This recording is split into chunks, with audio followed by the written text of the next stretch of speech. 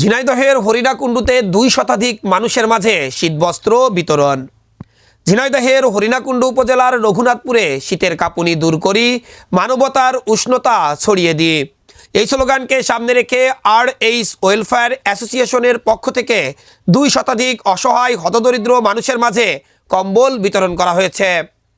সোমবার বিকেলে উপজেলার রঘুনাথপুর সরকারি প্রাথমিক বিদ্যালয়ের খেলার মাঠে সংক্ষিপ্ত এক আলোচনা সভা ও শীতবস্ত্র বিতরণ অনুষ্ঠানের আয়োজন করেন স্থানীয় একটি স্বেচ্ছাসেবী সংগঠন।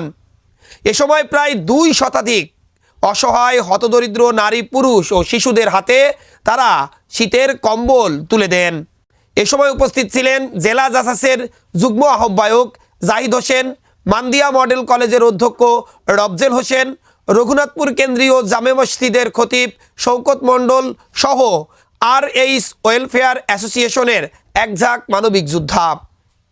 সংগঠনটি প্রতিষ্ঠার পর থেকে অত্র এলাকার প্রবাসী ও চাকুরিজীবীদের আর্থিক সহযোগিতায় মানুষের পাশে দাঁড়িয়ে আসছে এবং সবসময় বিপদে থাকা মানুষের বন্ধু হিসাবে ইতিমধ্যে অত্র এলাকার মানুষের মন জয় করেছে আর.এইচ. Welfare association.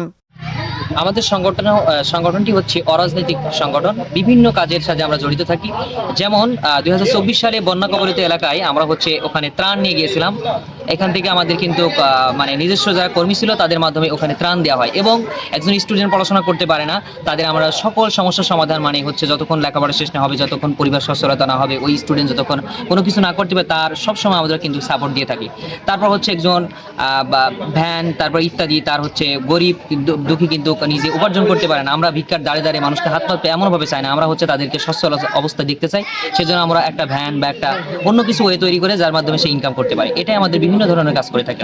আজকে আমরা 200+ মানুষের মধ্যে শীতবস্ত্র উপহার দিলাম। আশা করি পরবর্তীতে এর চেয়ে আরও বেশি দেব, কারণ আমাদের একটি আশা আছে, এটা হচ্ছে একটি পলিটিক্স ফ্রি যে সংগঠন।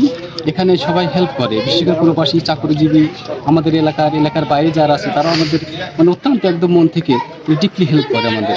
এই জন্য আমি তাদের সাধুবাদ জানাই এবং ভবিষ্যতে তারা যাতে আমাদের আরও হেল্প করে এই আশাটা তাদের কাছে করি, এই আশাবাদ ব্যক্ত করেই